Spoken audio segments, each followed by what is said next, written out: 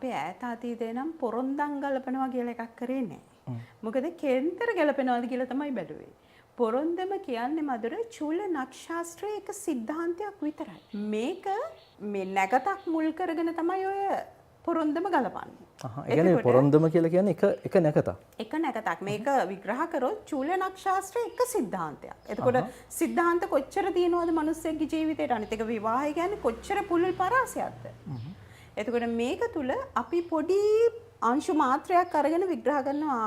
මොකද්ද බලන්නේ? නැකත මුල් කරගෙන මේකේ බලනවා විසි පොරොන්දම, දස පොරොන්දම, අෂ්ටකූට පොරොන්දම. මේවා එකකින්වත් සාර්ථක භාවය කියන්න බෑ. ඒකෙදි වෙනවා දැන් මේක සොෆ්ට්වෙයාර් එකකට දැම්මා දැන් අද ඒ තාක්ෂණය තියෙනවා. ඔව්. ඒක බලන්න පුළුවන් සුබදා සුබද මධ්‍යමද. හැබැයි මේකේ ප්‍රතිඵලෙත් එනවා 65ක් හොඳයි, 80ක් හොඳයි, 10ක් මේ ආවට හැබැයි මේක නෙමෙයි නියම රිසල්ට් එක.